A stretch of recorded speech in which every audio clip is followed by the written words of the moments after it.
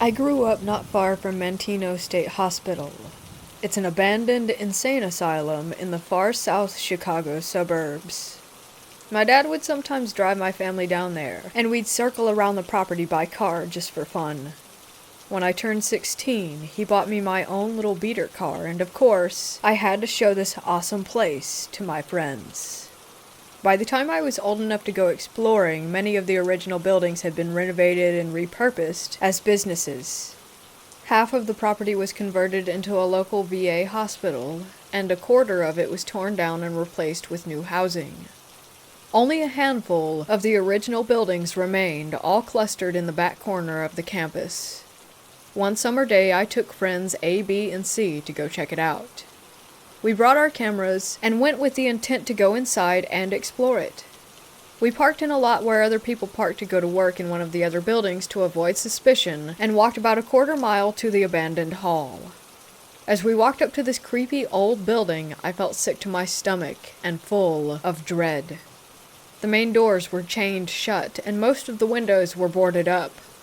I remembered walking on the porchway and choosing my steps carefully because the windows were busted out and there was glass everywhere. The four of us finally came upon a window that was accessible enough to climb into. Realizing that this was actually going to happen, I had a panic attack and couldn't go through with it. I was trembling and didn't want to be the scaredy cat, but I really couldn't do it.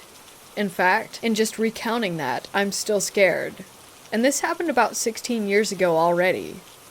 Anyway, I handed my camera to friend A and told him to take the pictures. I was petrified and felt like I might puke at any given moment.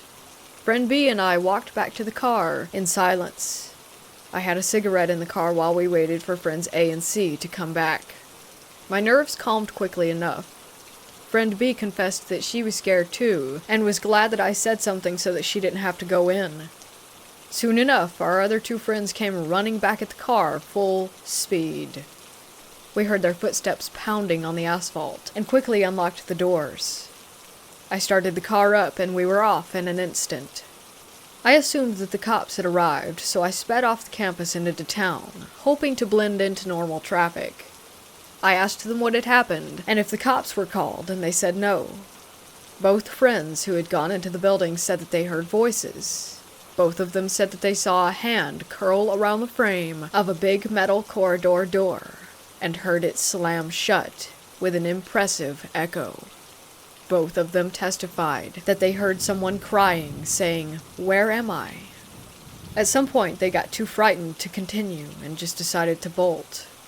I was really spooked. Friend A, who had taken my camera, was eerily quiet. Friend C showed me that he had found a newspaper from 1979 on the floor, and he had taken it as a souvenir. I, being the more suspicious type, demanded that he get rid of it. I didn't want any potentially haunted objects in my car. So he tossed it out the window without too much coercing. It took us about 45 minutes to drive home, and since we were kinda shook, we decided to go to Denny's and rehash the experience. During the ride back, friend A fell asleep. This didn't concern me much at the time, but became an important factor to remember later on. We got to Denny's, and friends B and C went in ahead. I woke up friend A and asked him what happened. Why did they run? He said, "We saw someone sitting at the end of a hallway, cross-legged, on the floor. It was a man and he was crying, kind of rocking back and forth." He also explained that he believes it was the entity who used his energy to manifest, and that was why he was feeling so drained and passed out so hard on the way back. We had a late dinner and I drove everyone home afterwards. After I dropped off my last friend and was going back to my house, I distinctly felt someone pressing their knees into the back of the driver's seat. It's a familiar feeling, especially if you take the bus in high school. Lots of people prop their knees up on the seat and the feeling is unmistakable. I yelped and sat up straight so that my back wasn't touching my chair, and drove home faster. The very next day, I picked up my cousin to go see a movie together. She blurted out to me that she thought she had seen someone in my back seat. I was immediately horrified, as I hadn't confided in her the events from the night before. I asked her which seat, and she said, of course, behind the driver's seat. That night I had a dream about a man. He was Caucasian, mid-30s, brown hair, and partially bald. He had brown eyes. He was wearing a white cotton vest, which I found odd. I instinctively knew it was the ghost that my friends had seen in the hospital. In the dream, he was guiding me through a series of booby traps. He was holding me by the elbow and walking with me. He seemed sweet and harmless. I thought maybe he's a guardian or something. These dreams continued for about a week straight. Friends who didn't know about our trip to the asylum started to have experiences in my car. One friend heard and felt someone whisper in her ear. Another had her elbow grabbed by someone in the back seat. I felt the knees in my back on many occasions. In fact, I started to anticipate it and often drove without my back touching the seat at all. One time I felt like someone was shaking my seat while I was driving. Like hands on either side of the chair and just violently shaking it. When the experiences and the dreams didn't stop, I grew afraid. I didn't feel like he was a guardian anymore. Finally, after about a week and a half of this, I sat down with friend A again. I asked him, "Do you remember what he looked like?" He said, "All I could see was that he was balding and he was wearing a white vest. I don't know how, but I think his name was David." I told my parents about what happened after that. They suggested that I tell David that he wasn't allowed to follow me anymore. To tell him to go to the light or whatever.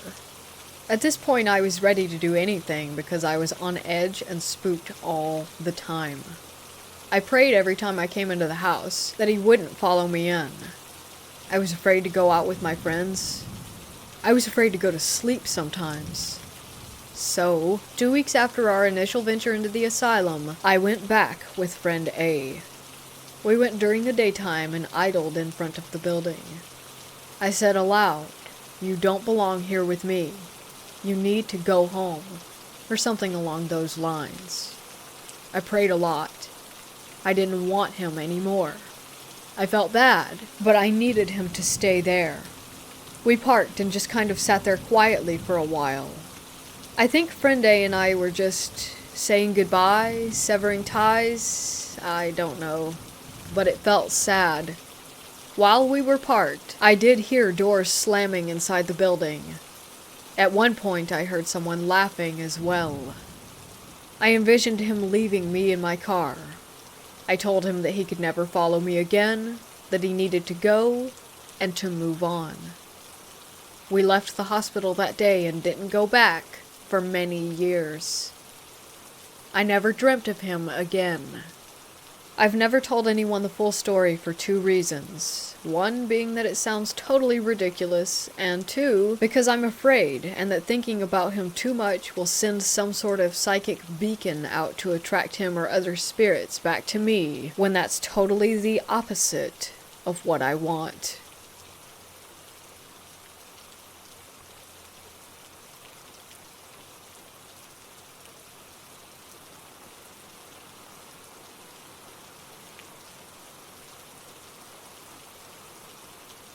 This is a true story that happened to me. Back in 2008, my girlfriend and I decided to go to an abandoned mental asylum off of Highway 82 in Alabama called Old Bryce. It shut down a few years back due to malpractice, and some of the ghost legends, like the number 2 ghost, involve murder by staff at the facility. Essentially, this was a dumping ground for people that society didn't know what to do with. Thousands of people were sent there and died there. The facility consisted of 4 buildings: Bryce, the residence hall, SD Allen, the medical facility, the crematorium, and the guard shack. I have seen 2 ghosts in the residence hall, the bigger of the 2 that I can share with you now. My second visit to Old Bryce was strange. It was my first time inside the building, and I came prepared. It was me, my girlfriend, and our friend Chris. I had a flashlight and a DVD camcorder. Through the main entrance is a staircase on the right which zigzags up to the second floor, complete with anti-suicide fence at the top. Make a left, another left, and then a quick right, and you are in the hall that led to the children's corridor. I had the flashlight in my left hand and my camera in my right, scanning, trying to catch something. On the left, at the entrance to that room, there was a bathroom with only a tub in it. I thought I saw something in the bathroom, and shined the light that way, but nothing. I moved the camera and light, thought I saw it again and shined it back. Still nothing. Our night continued and finished without incident. The next day, I reviewed the footage. In that bathroom, I shined toward something I thought I saw, and I was right. When the light pans to the right, a bluish-white illuminated little girl's face peers out from behind the door to follow the beam. As the light shines back in her direction over the course of 2 frames, she is half behind the door, and then in the next frame, she is gone. My heart felt like an ice cube ran through it, because I was in such shock. I proceeded to show everyone that I knew. The girl's appearance was that of younger than 10, hair parted in the middle, unusually large forehead, and had some apparent deformation or disorder. I made the mistake of leaving the camera at a friend's house overnight, who is apparently not my friend, and he stole it. This is where it gets weirder. 2.5 years later, I was living in a different city. One of the legends of Old Bryce is that the windows grow back, and if you do any damage to them, that spirits will follow you home. I broke a window. I was laying in bed one night, around 3 or 4 a.m. I was on the verge of sleep, aware of where I was, and very comfortable. Out of nowhere, this immobilizing, tingling sensation started at the tips of my toes. I was laying on my stomach with my arms under the pillow, completely helpless as this sensation crept its way slowly up my legs, midsection, and eventually my entire body over the course of about 20 seconds. Once it covered me, I heard the whisper of a little girl directly in my ears say, "I'm in your room." I cringed, and for some reason I told her that I loved her. The feeling stopped and left me on the verge of tears. It may or may not have been that little girl from the asylum, but according to the legend, it makes sense.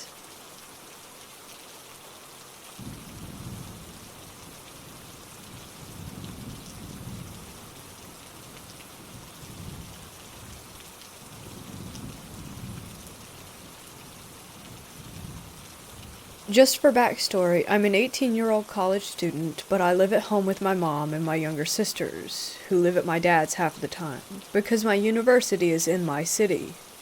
We also have our dog Kiefer and our cat Boots. My cat, Princess, died of a severe fungal infection about a month ago, and I feel like some of this might be tied to her passing. A little over 2 weeks ago, I hung out with my friend Z for the first time since the COVID situation, due to the fact that we went to the same university and once it had shut down, he moved about an hour or so south of my city to live with his girlfriend since he couldn't live in the dorms. Z and his girlfriend picked me up and took me to their apartment, talking about how they've been to an abandoned asylum a few times over the past couple months.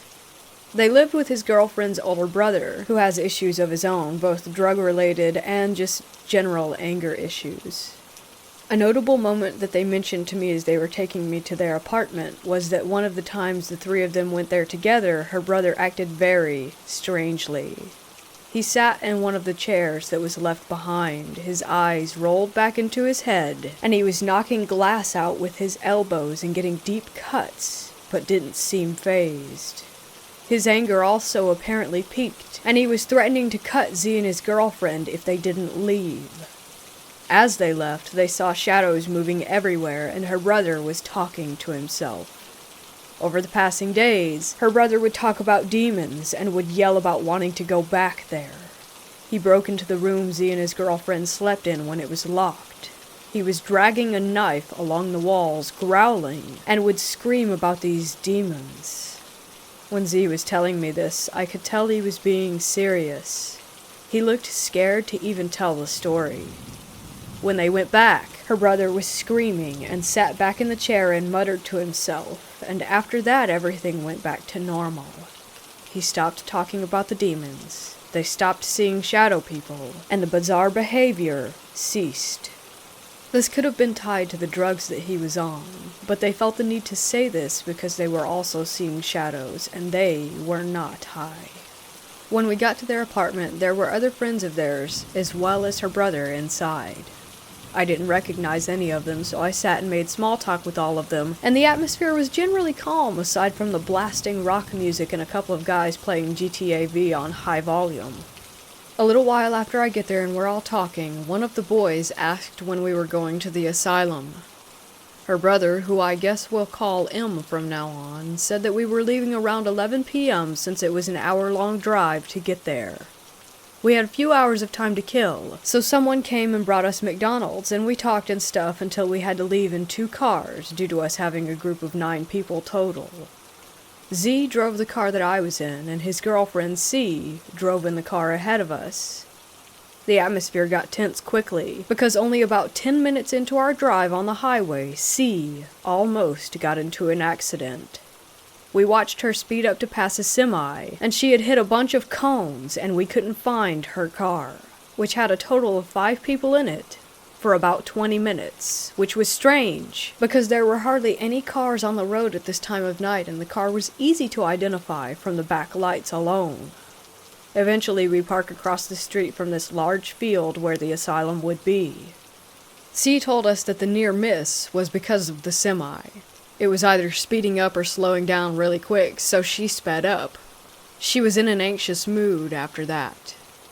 We walked through this large field for 10 minutes, with Z explaining that there are multiple buildings, but one of them got demolished and a couple of others had asbestos, so there were only a couple that were safe to go in.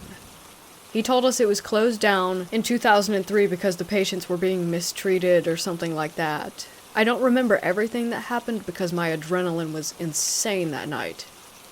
We get to a building that almost looks like the outside was for transport vehicles. C refused to go in because she was anxious, so she stayed outside with Z. It ended up being me and a group of people that I didn't really know just exploring this building. The graffiti eased my anxiety a bit, but it was still eerie as we went through. Water was everywhere from leaks. There was broken glass all over the place, computers were broken, we found clothes in old lockers, and we even found a pile of what looked like animal bones. I was partially scared because of the atmosphere, but also because I've heard of the things that M did there. After about 30 minutes or so, we left, and C and Z were not there. We had called their phones, screamed their names, looked all around this huge field, and we couldn't find them. About 15 minutes into our search, we heard the most terrifying shriek. I can't even properly describe it because it was something that I have never heard before in my life. It sounded like whoever screamed must have been in pain. It was loud and it echoed, and we all just ran, trying to figure out who it came from. We were scared that it had come from C. At this point, it's past 1 in the morning. We're terrified. They're still not answering their phones, and we were terrified that we were about to have to call 911. Then we heard someone from our group say that they had found them. We ran, and they looked confused. We were all trying to explain that we were yelling for them and calling them, but they didn't hear us, and their phones didn't ring. We also told them about the scream, but they didn't hear that either. They told us that they were just in another building, and were looking for us, too. I spent the car ride on the way back to the apartment trying to explain the scream to him, because he was acting like he thought we were just joking. I think he believes now, though, because now it was just us talking about it, not a bunch of people at once. The next day I'm back at my own home, and things are pretty well back to normal. The only bruise that I had was from Z's teething puppy.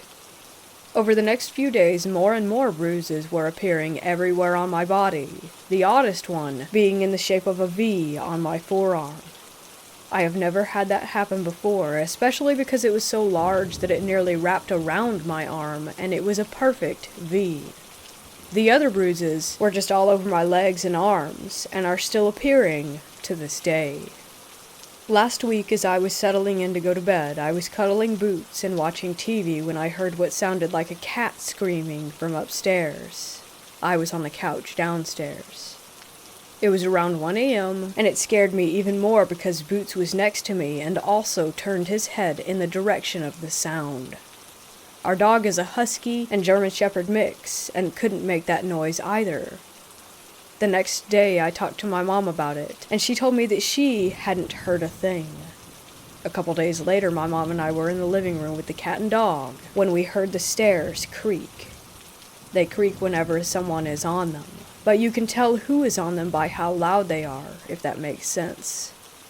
We looked in that direction because it sounded like a cat was coming down the stairs, but nothing was there. Boots was right next to me, and Kiefer was on the couch. My sisters weren't home either. My mom told me that I should take comfort in the fact that it's probably Princess trying to let us know she's here with us. But ever since I went to the asylum, I've been really freaked out.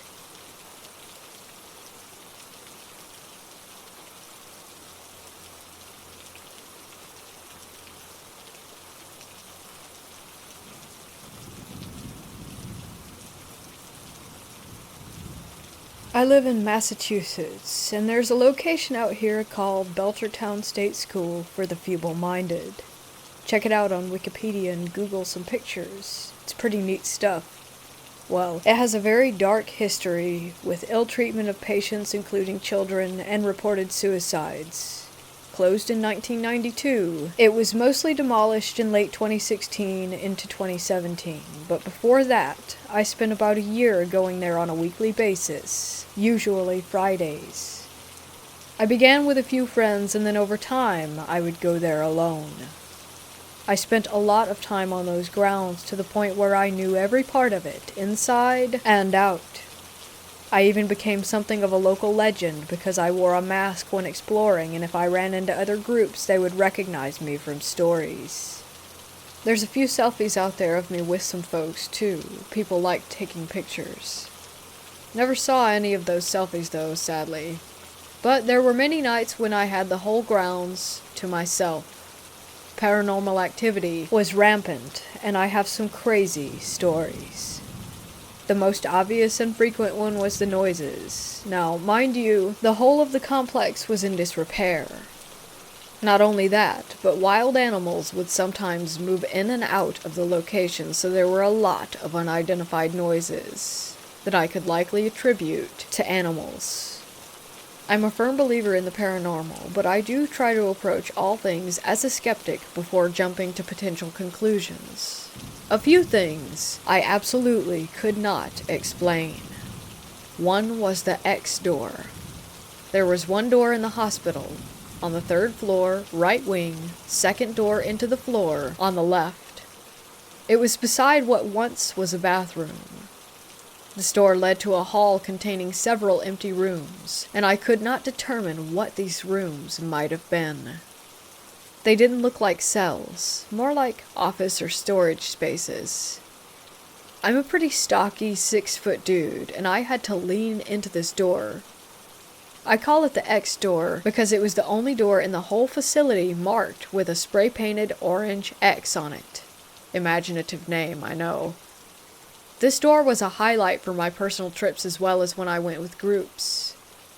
'Cause we would close the door, walk away, and later come back to find it open. It's possible that some animal managed to open it, as unlikely as that is.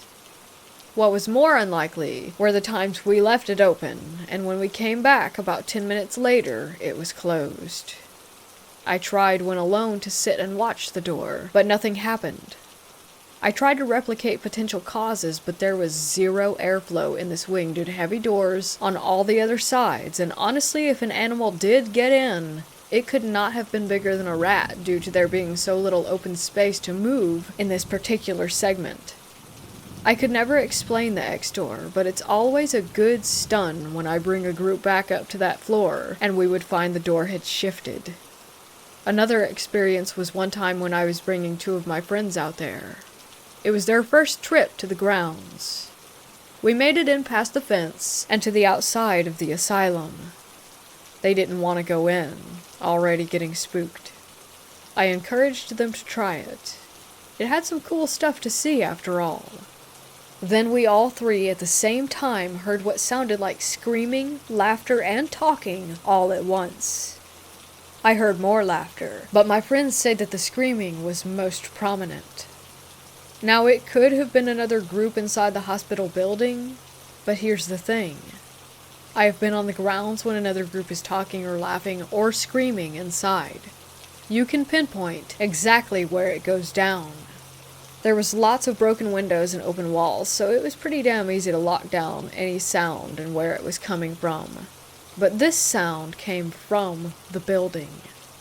That's the only way I can explain it.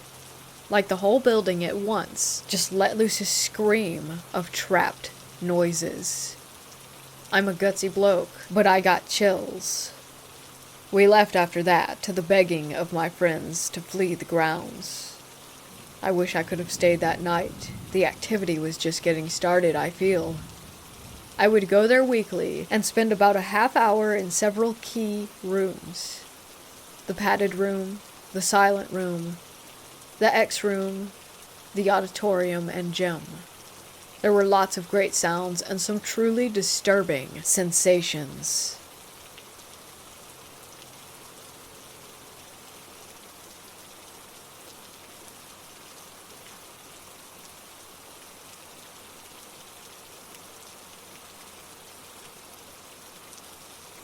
Last year, I went to the Transalgony Lunatic Asylum in Weston, West Virginia. It was a birthday trip for my friend, and since we both had an interest in the paranormal, we decided to head there and check it out. If you're a paranormal enthusiast, you should know that this place is supposedly haunted.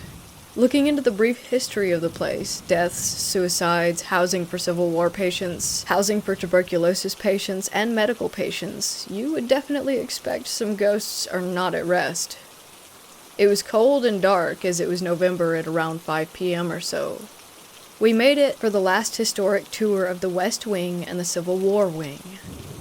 As we waited for the tour guide to gather our group, we took a tour of the front entrance and saw all these patients' drawings.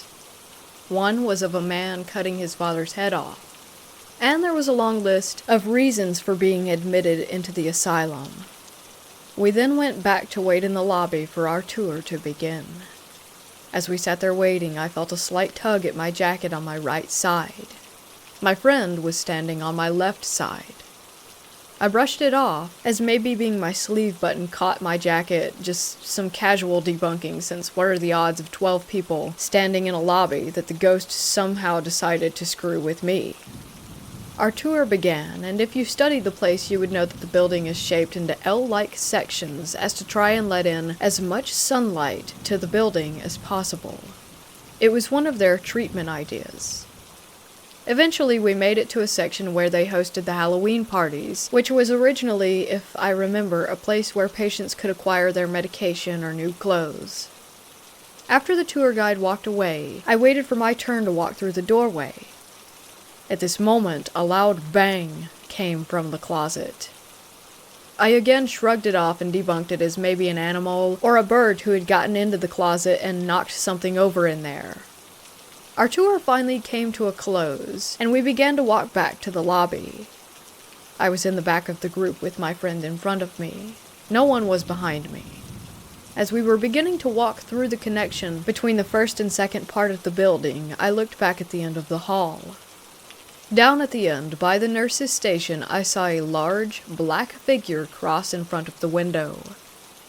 I was immediately spooked. I started taking steps back and forth to see if maybe it was my shadow or anything really like that, but it was nothing. I could not debunk it. So I just continued on and tried to write it out of my mind.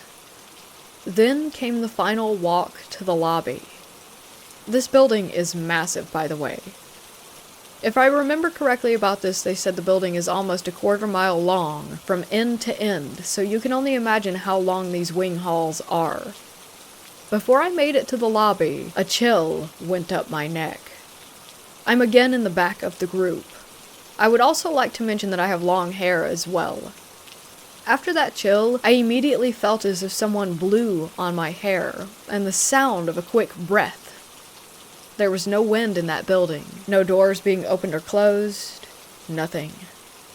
Someone or something blew my hair. I continued to keep my cool and started talking to my friend about it, who had no experiences whatsoever and thought that I was just trying to spook her. I was a bit unnerved, but we didn't want to leave without a t-shirt, so we went into the gift shop and talked to the lady inside about if she had experienced paranormal activity.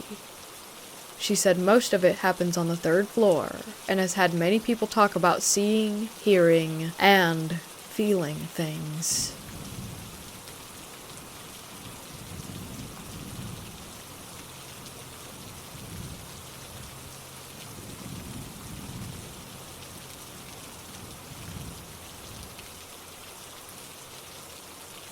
This happened in January of 2016, when I was in my late teens. This story keeps coming up amongst my friend group, and something about it kind of bugs me.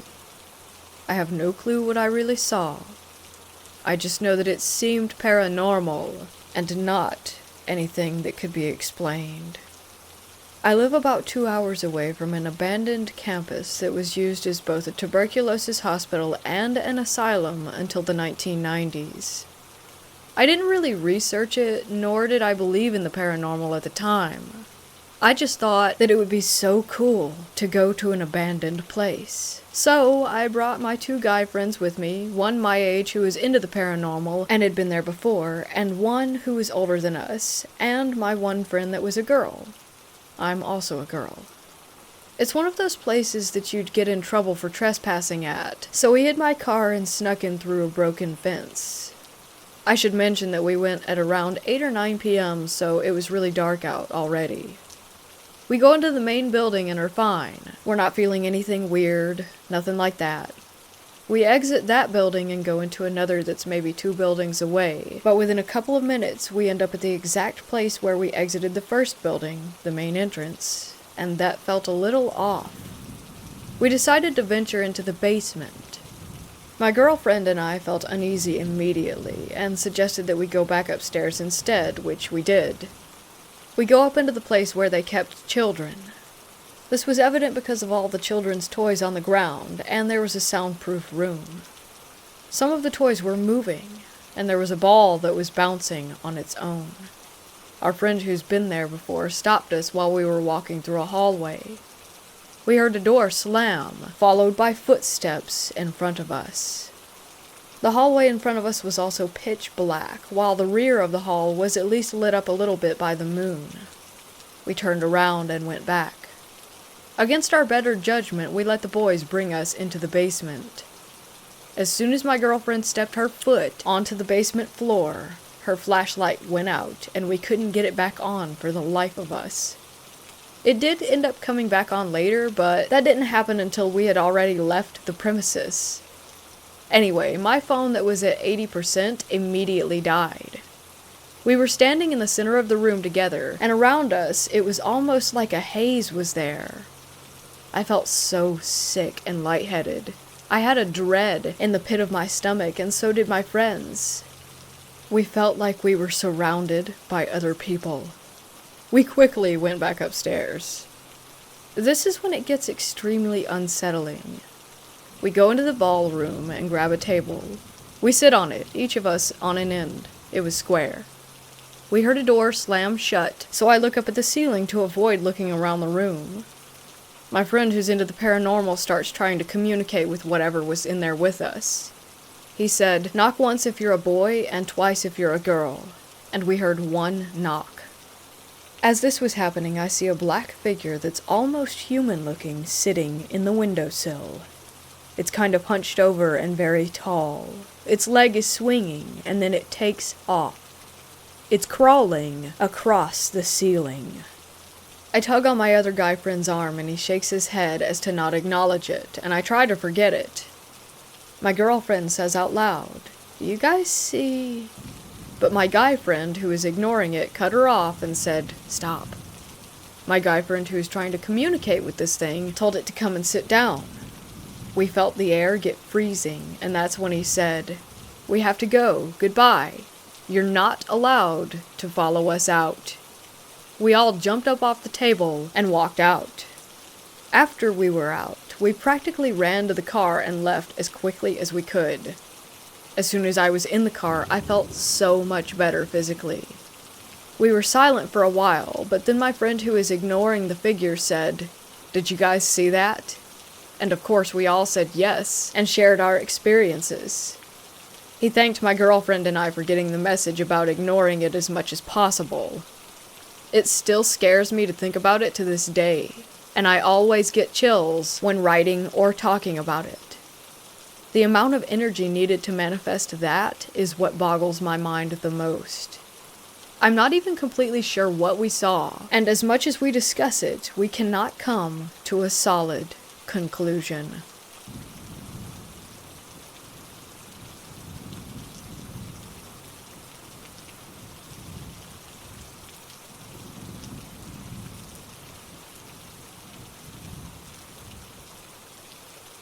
We have an abandoned asylum just outside of our village, and me and a friend decided to go take a look. We both love to do parkour, and we really wanted to climb on top of this thing. We did, and after a few times when we went there, nothing happened. The asylum itself did look a bit scary though, but that's just a thing with old abandoned buildings, so we kept going there and had no encounters or weird noises, nothing like that. Until last Sunday. We parked our bikes next to the building and walked around it to the back, where we would most of the time climb up. So after a couple of hours, we climbed back down and started to walk back to our bikes. This was when we started to notice that there were other small buildings around the asylum hidden in the woods. We also noticed a small bunker-like building with leaves and grass covering it, and decided to check it out. We walked down the staircase leading up to a door which would lead into the bunker. Surprisingly, it wasn't locked, so we opened it. When we walked in after turning on our flashlights, we began to notice a small room at the end of the hallway. It also looked like it had a cell room where they could have had prisoners or patients, I guess. We looked at each other and decided to walk toward it, when my friend suddenly spoke to me. He said that he was feeling a very cold breath on his neck, and that he had a pain in his stomach. I told him to stay calm, when suddenly I started to get a bad headache out of nowhere. The room began to feel very, very cold, and we both ran back to the door, up the stairs, and back to our bikes. We did not go back for a second, and did not stop running until we were outside. Then we looked at each other, still in shock. We did not know what to say. After a few minutes of silence, we went back home. I have not been to the area ever since, and the event that happened down there in that small bunker will always be in my brain.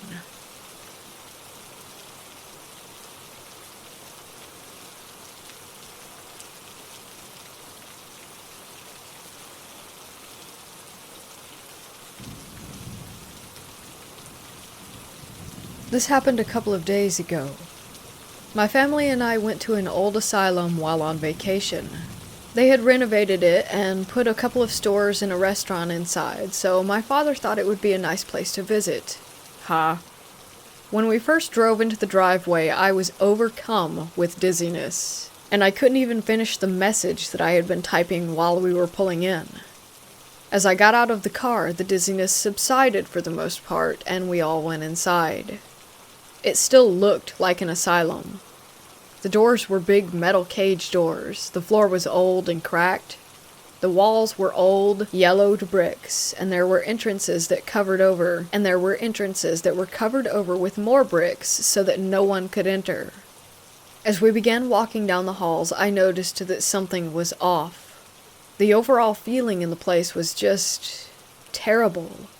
I started getting a headache, but it was only minor. I know spirits can give people headaches and stomach aches, so I wasn't at all surprised. As I said, mine was minor, but I couldn't help but notice that my sister was getting worse and worse. There was an old metal-looking door that resembled something that would be on an animal cage. It was just a pitch-black, empty room on the other side. I had mentioned to my mother the feeling that I had about the place, and so as a joke, she held me close to the cage and said, "Look in there. Do you see a ghost yet?" As they were all laughing, I stood there in shock, because there was someone on the other side of the gate looking back at me. I ripped away from her grasp, and kept walking down the hall away from the cage-like door. My sister was giving me a look, so I knew that she wanted to tell me something. We went off to the side, and she told me that she had a terrible, pounding headache. We kept walking as she told me about it, but I could see that she was getting worse, like she didn't know where she was going anymore, so I took her outside the building for a minute to help her head, and told her to pray and imagine that there was a white light surrounding her. She did this, and started to walk away from the building as her headache was getting better. My father had scheduled for us to eat inside the building, and our table was ready, so we were forced to go back in. She told me that her headache was even worse than before, and that she was about to pass out, and that the praying in white light now made it worse instead of better. We were texting each other, and she was telling me that she felt a strong pressure on her back and head. Soon enough, I could see that she couldn't take it anymore, so I took her outside again. My parents were furious, but only because they didn't understand. Once I took her outside, she started crying and shaking, and so I took her away from the building, and we went for a walk. We went across the street, and I talked to her until her headache stopped, and so did the pressure. Our parents texted us telling us that the food was there, so once again we were forced to enter the building. I held her hands and prayed with her before we entered again. We ate as fast as possible, and got out of there even before our parents did. We drove off, but she still felt uneasy, and so did I. We got out of the car at our next destination, but it was almost as if we were still in the asylum. My sister started crying and shaking again, and she asked me if it could make it kill herself. I asked her why, and she told me that it was giving her suicidal thoughts, and that it was making her depressed and draining her energy. I took her and my mom and dad, and we all prayed together over her. As I placed my hand on her head while praying, it was weird. I could feel it there still. It had followed us. It thought that she would be an easy target, and maybe she would have been, if I wasn't there. Maybe that's what scares me the most. I'm not sure if it's gone, but when we arrived back at the hotel, I saw and heard someone following me in the hall, so I thought it was my sister. But when I turned around, no one was there. But that could have just been a different spirit. I'm pretty used to them by now. Last night, my sister and I didn't sleep. We were kept awake the whole night through. Maybe we were scared, or maybe we were kept up by something else. Something dark. Something inhuman.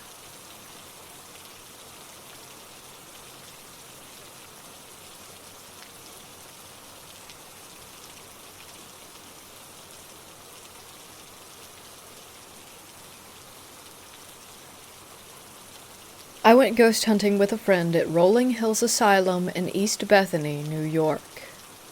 The whole operation of ghost hunting at this place is actually pretty interesting. They give you a quick tour and let you go around hunting on your own, allowing you to bring your own equipment, rent theirs, or sometimes borrow theirs. Now, there is a fairly large amount of people, but plenty of ground to cover, so it was rare to be bunched up too much. But we always kept in mind others when investigating on our own.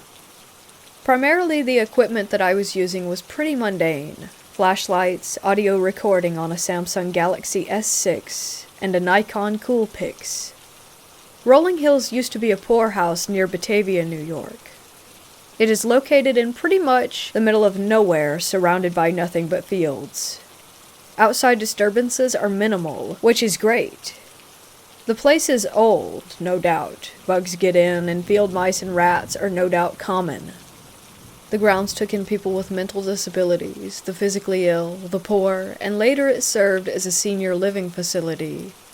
There are a few famous resident spirits, but during our interactions we caught no evidence from those areas. We're very objective and scientific with our investigations, and for some reason do not get creeped out by much. I can safely tell you that we did not have any feelings of a presence or the like. Our first start was the shadow hallway. This hall is famous for shadow beings peeking out from the doors down the hall, as well as pushing people in wheelchairs and your run-of-the-mill terrors. Additionally, the portal room was on this level. We experienced 3 events in this hall. 1. While not our experiment, a group of people had a flashlight that uses a twist motion to turn on. While barely having it on, they asked the spirits questions. The flashlight, much to my surprise, flashed with responses accurately. While this was not my flashlight, I am convinced that it was legitimate. I took several photos of the area and captured nothing of note. 2. A loud bang came from a bathroom nearby. My friend and I immediately went inside to investigate, taking photos. While we caught nothing, others nearby said that they had heard a bang from that room as well earlier. This could be explained by the building's age, but nevertheless, it was still interesting. 3. We thought we heard footsteps coming down the hall, but we did not record any sounds on the audio device, so I cannot say that this was 100% legitimate. The next location that we experienced an event in was a small building attached by a tunnel to the main building.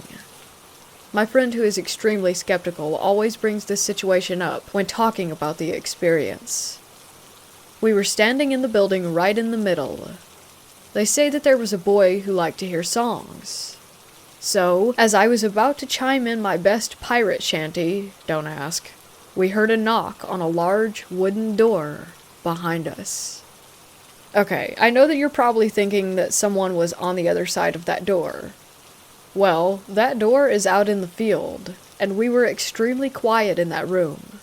There was no window for someone in the next room to look through. The door was a large, sliding wooden door that was sealed. He thinks it was the best experience there. Shortly after the door knock, something made a noise almost like an object falling on the opposite side of the room. While my friend investigated the door, I investigated the noises across the room. There were no people anywhere near us at that time, but something could have fallen. The rest of the building was fairly tame, and I enjoyed the experience. I may go sometime again, but next time shell out the cash to make it a private event. I am far too worried about individuals ruining evidence, or worse, causing false positives.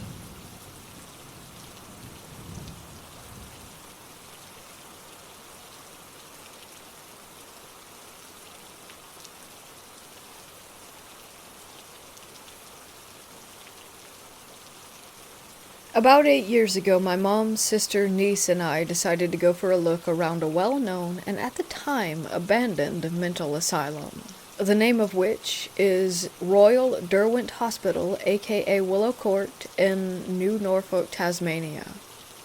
We started around some of the bigger main area buildings, which were fine, nothing too creepy, just a lot of mess and graffiti. I was taking some photos in one of the main halls there, and I moved backward to get a better shot. As I did, I felt a hand touch my back, and in that split second, thought that I had just stepped into one of my family members, and that they were shielding themselves from being stepped on. But as I turned around to apologize, there was no one there. In fact, I was the only one standing in my hall, as my family had moved on to another room. This creeped me out a bit, but I tried to play it off as my mind playing tricks, even though I could still feel where I had been touched. We moved through the rest of the asylum without further incident, until we made it down to where the cells were. These were a number of smaller buildings away from the main area. Most were a little bit creepy, but it was nothing too bad. Then we came to one building that was known for keeping violent patients. Within 30 seconds of being in this building, I had the most awful feeling wash over me. It was so sudden that I nearly bolted for the door. My mom got the same feeling, and we decided not to venture any further into that building and headed out. As we stepped outside, we stood for a second to gather ourselves. Then one of the heavy cell doors inside slammed shut. It was almost like an emphasis on the get out feeling that we had when we were inside. Needless to say, that pretty much did it for me, and we called it quits on our little adventure.